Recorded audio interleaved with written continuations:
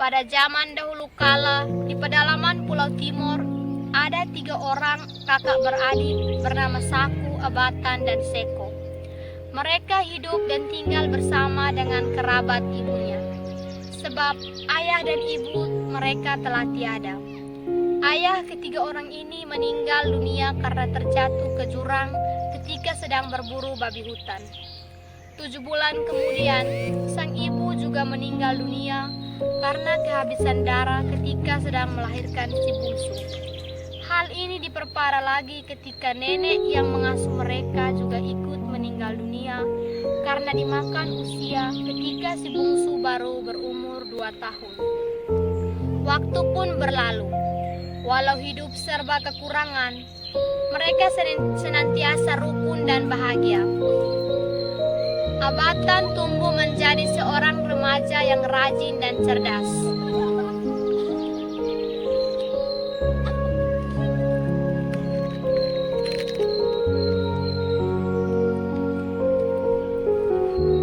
Ia sering menanam jagung di ladang, mencari kayu bakar di hutan, dan memasak untuk kakak dan adiknya. Si bungsu pun yang telah berumur 5 tahun dan menjadi seorang anak yang penurut. Ia sudah dapat membedakan mana yang baik dan buruk sehingga kakak-kakaknya semakin bahagia.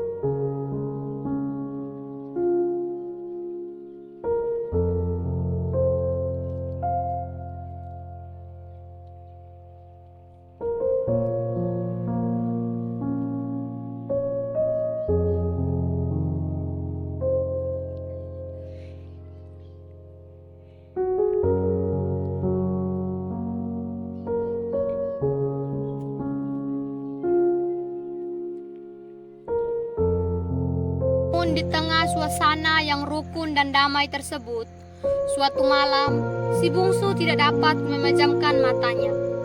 Tiba-tiba saja hatinya merasa rindu kepada kedua orang tuanya. Sebab sejak bayi, tidak pernah merasakan belayan kasih sayang dari ayah ibunya. Ia lalu menghampiri kakak sulungnya dan bertanya,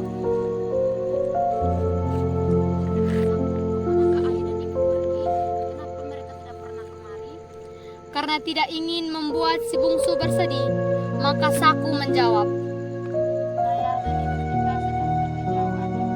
Suatu saat mereka akan kembali dan membawakan makanan yang enak-enak." Dongengan Saku ternyata membuat hati si bungsu menjadi tentram kembali.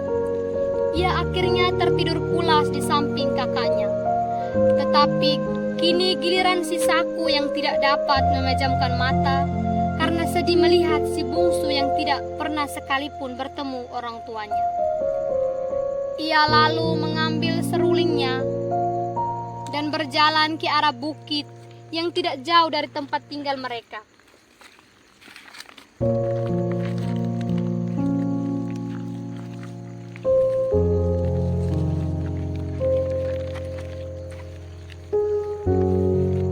Sesampainya di atas bukit, sambil menangis dan memandang langit, ia pun berkata,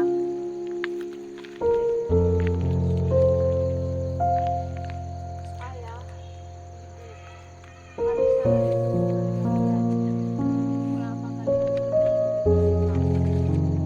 kemudian ia mulai meniup seruling saat sedang menghayati nada tersebut.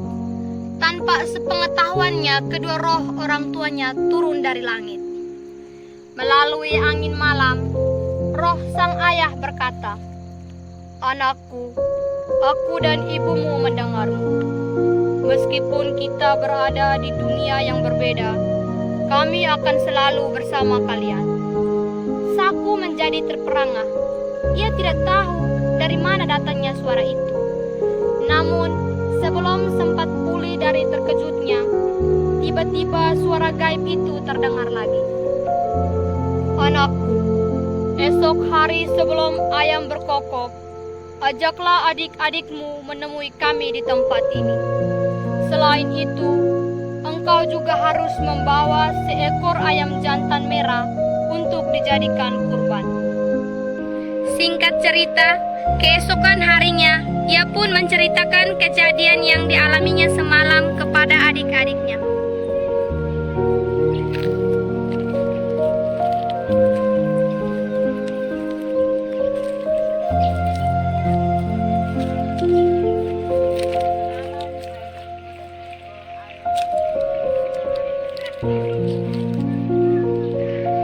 Betapa gembiranya hati si bungsu mendengar cerita si Saku. Hore! Ia sudah tidak sabar lagi ingin segera bertemu dengan kedua orang tuanya yang selama ini dirindukan. Tepat tengah malam, Saku bersama kedua adiknya berangkat menuju ke puncak bukit sambil membawa seekor ayam jantan merah, pesanan kedua orang tua mereka.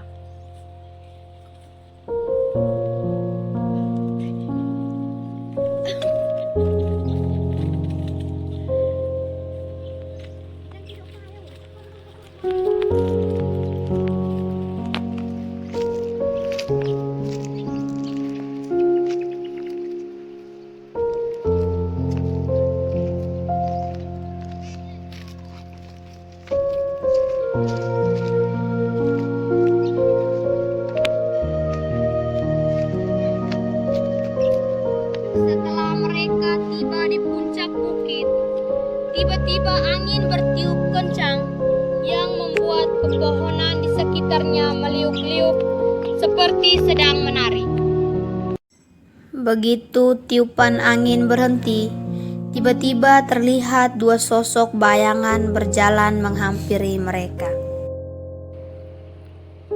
Ayah, ibu! Seru Saku dan Abatan saat melihat bayangan itu. Mengerti bahwa kedua sosok itu adalah orang tuanya, si bungsu segera berlari ke salah satu sosok dan memeluknya erat-erat sambil berkata, "Jawab," sang ibu singkat. Kemudian sang ayah membawa istri dan ketiga anaknya menuju ke dasar jurang.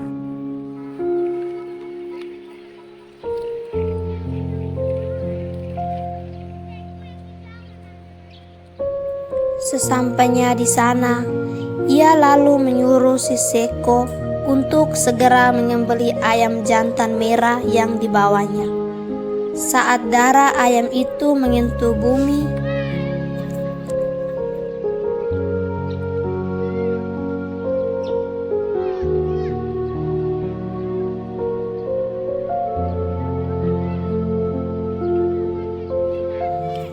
tiba-tiba ada dua ekor babi yang gemuk muncul di tengah-tengah mereka.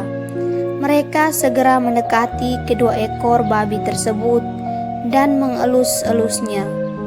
Selang beberapa menit kemudian, ayam jantan mulai berkokok yang menandai datangnya pagi. Pada saat yang bersamaan, bayangan kedua orang tua mereka tiba-tiba memudar dan akhirnya lenyap. Menyadari bahwa hari telah pagi, ketiga bersaudara tersebut segera mengiring babi pemberian orang tua mereka menuruni bukit menuju ke rumah. Dan mulai sejak saat itu, mereka pun mulai memelihara babi dan diternakan. Selain itu, untuk mengenang peristiwa pertemuan tersebut, mereka kemudian menamakan bukit itu dengan nama Bukit Vavinesu yang berarti Bukit Babi Gemuk.